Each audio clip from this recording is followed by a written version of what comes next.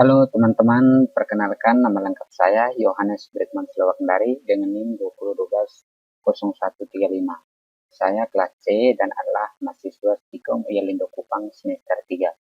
Pada kesempatan ini saya akan melakukan analisis perancangan website dengan nama LinkedIn.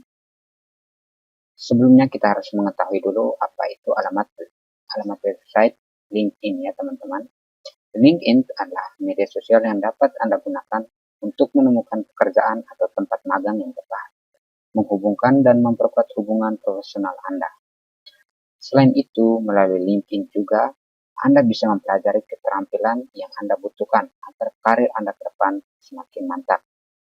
Tak hanya untuk profesional, LinkedIn adalah media sosial yang bisa dimanfaatkan mulai dari pemilik usaha kecil, mahasiswa, hingga pencari kerja. Intinya, LinkedIn merupakan wadah berjejaringan bagi siapa saja yang ingin mengembangkan kemampuan kerja secara profesional. Melalui media sosial ini, Anda tidak akan menemukan orang yang mengunggah gambar atau foto liburan atau lelucon ya. Namun, konten-konten yang terdapat di dalamnya dibuat dengan tujuan mengembangkan karir atau bisnis. Jadi di sini saya melakukan analisis dengan 3 faktor ya. Yang pertama, faktor user interface, usability, dan experience. Kita lanjut ke penjelasan berikut. User interface ya. Di sini yang dilihat adalah desain warna, desain bentuk, dan desain tulisan. Jadi kita bisa lihat di sini tulisan LinkedIn itu terlihat sangat sederhana dan tidak terlalu ruwet ya. Warnanya itu biru, lalu desain bentuknya sederhana saja. Kita bisa lihat pada tampilan gambar yang saya sertakan pada PowerPoint saya. Berikutnya adalah learnability. Usability yang di dalamnya ada learnability atau mudah dipelajari, efisiensi, memorability atau mudah diingat, errors, dan satisfaction atau kepuasan. Oke, berikut saya akan menganalisis berkaitan dengan learnability atau mudah dipelajari. Dalam hal learnability ini, untuk memudahkan user interface dalam hal penggunaannya, LinkedIn menyiapkan langkah-langkah yang mudah dipelajari. Apa saja itu? Kita simak ya. Yang pertama, LinkedIn ini menyediakan tips untuk membuat akun LinkedIn sendiri. Yang pertama, kita harus membuka halaman pendaftaran LinkedIn di http://www.linkedin.com/rec/join. Lalu kita ketikkan nama depan dan nama belakang, alamat email, kata sandi yang Anda gunakan. Lalu Anda harus menggunakan nama asli ketika menggunakan profil LinkedIn. Lalu kita diminta untuk mengisi data diri mulai dari pengalaman kerja, latar belakang pendidikan, hingga keahlian secara lengkap. Hal ini memudahkan perusahaan yang ingin mencari pegawai mudah untuk melihat profil Anda atau kemampuan yang Anda miliki. Yang berikut, tinggal ikuti langkah selanjutnya ya.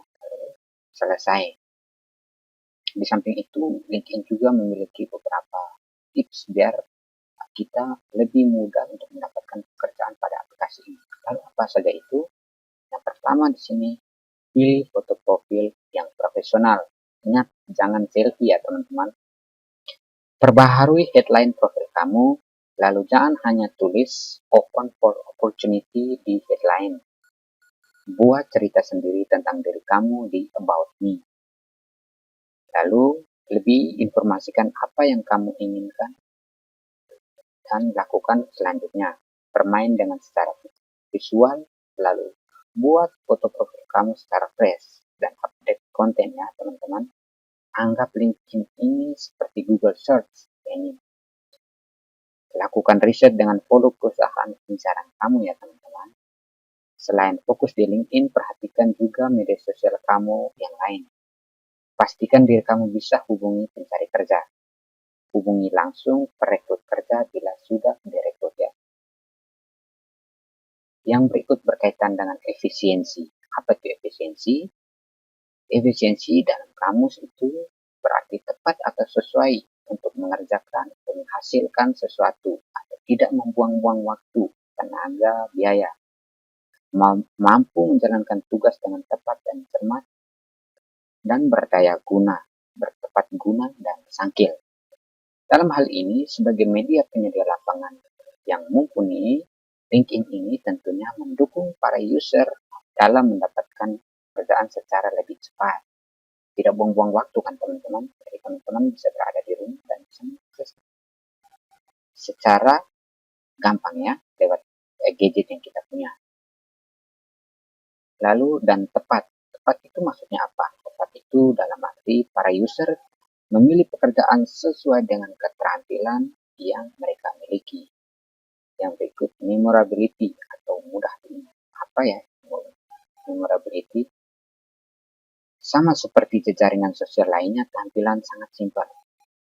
Nanti di akhir saya tunjukkan fotonya ya.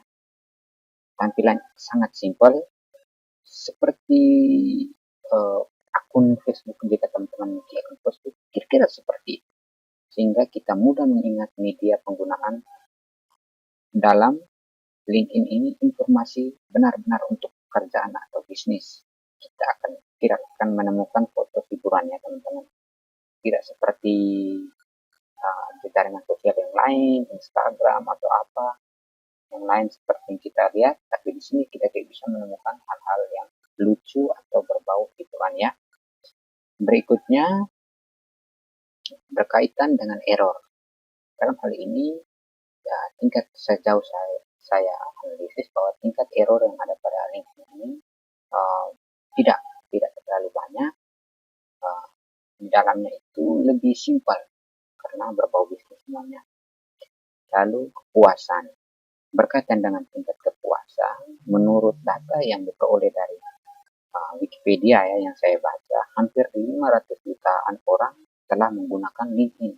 Jadi di sini kita bisa lihat tingkatnya itu meningkat sekali ya dari tahun ke tahun, itu semakin meningkat karena banyak orang berlomba-lomba untuk mencari pekerjaan. Dan hampir 21.000 orang pegawai telah lulus di berbagai perusahaan ternama. Hal ini membuktikan bahwa LinkedIn memiliki rating kepuasan yang sangat bagus. Selanjutnya kita akan melihat penjelasan berkaitan dengan user experience. Yang pertama, tujuan sebuah situs dibuat. Apa tujuan dari LinkedIn ini dibuat? Tentunya tadi ya, seperti yang saya katakan di awal bahwa alamat website ini menyediakan lapangan pekerjaan bagi para usaha kecil, lalu para mahasiswa, dan orang-orang yang ingin mencari kerja sesuai dengan keterampilannya. Lalu berikut kita akan membahas kemampuan dan keterbatasan situs yang kita lihat. Di sini ada kemampuan dan kelebihan situs LinkedIn. Yang pertama, penyedia lapangan kerja tentunya ya, bagi setiap orang. Para pencari kerja dapat temukan pekerjaan sesuai bakat. Artinya di profil mereka cantumkan keterampilan dan lulusan yang mereka capai ya, sehingga perusahaan bisa lebih gampang untuk mereka. Yang berikutnya, situs ini tidak menyediakan posting lelucon atau hiburan seperti yang kalian temukan di aplikasi dunia maya lainnya. Yang berikut, para pencari kerja mudah akses dari mana saja keberadaannya, lalu mudah dipelajari. Dan yang berikut, informasi tentang profil perusahaan yang dapat diteliti dengan mudah. Yang berikutnya adalah keterbatasan situs LinkedIn. Di sini kita tentunya ada kelebihan dan kekurangan. Yang pertama dari keterbatasannya itu adalah banyak spam pesan. Spam itu banyak sekali setelah saya melihat dan membaca bahwa dari pengalaman orang-orang atau perusahaan-perusahaan menerima banyak spam. Misalnya spam itu sering dikirimi pesan-pesan yang sebenarnya tidak berkualitas ya teman-teman. Lalu investasi waktu yang cukup besar. Maksudnya apa ya? kita harus menunggu lama karena setiap perusahaan ini mencari benar-benar orang-orang yang terampil dan orang-orang yang uh, sangat profesional di bidangnya sehingga tidak salah merekrut pegawai ya. Jadi kita harus menunggu, harus mengupdate terus berita-beritanya di aplikasi uh, LinkedIn ini. Lalu yang berikut interaksi jaringan yang terbatas. Lalu dapat menarik data pribadi yang negatif. Misalnya, maksudnya seperti apa ya? Nah, maksudnya jika kita memasukkan data, ya semuanya data itu valid ya. Yang ada itu kita tidak bisa menipu yang di dalam. Jadi bisa saja dari orang-orang tidak bertanggung jawab dapat menggunakan data diri kita untuk hal-hal yang negatif dari orang-orang yang tidak bertanggung jawab ya. Lalu tidak adanya jaminan atas keahlian yang diklaim. Misalnya kita memiliki keahlian ini, namun di perusahaan itu tidak menjamin bahwa keahlian yang kalian miliki dapat dipakai untuk dapat sesuai dengan apa yang mereka cari. Bisa saja mereka dapatkan di bidang lain. Itu saja karena semuanya ini serba online kan, kita tidak tahu, bisa saja menawarkan yang bagus atau meminta kita untuk mengikuti perusahaan mereka. Namun bisa saja setelah kita direkrut, bisa saja mereka menempatkan di bidang yang lain.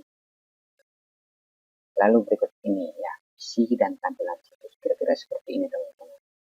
Ini misalnya saya mengambil sebuah foto dengan nama Lydia Kurniawan.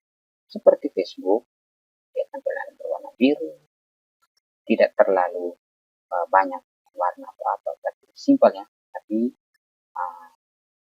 padat akan informasi-informasi yang sesuai dengan data diri kita dan keahlian kita.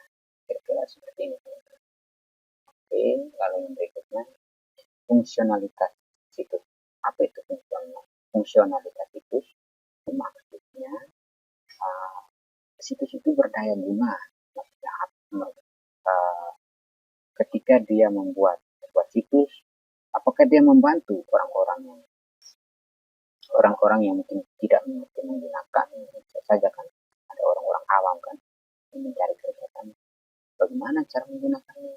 Nah, di sini fungsionalitas ini kita lihat di sini ada bantuan linknya. Di sini kita bisa mengajukan pertanyaan apa yang ingin kita tanyakan kepada situs ini. Nanti mereka akan mengkonfirmasi. Lalu ada bantuan LinkedIn, misalnya soal bantuan marketing solution atau apa. Nanti bisa tinggal masukkan di sini pertanyaan teman-teman yang bingung. Nanti mereka akan merespon ya. Oke, jadi mereka berdaya guna sekali melalui tampilan yang saya sertakan pada PowerPoint ini. Kita merasa sangat terbantu. Artinya aplikasi ini berdaya guna lah. Oke, teman-teman. Oke, sekian saja berkaitan dengan penjelasan analisis rancangan website LinkedIn. Terima kasih.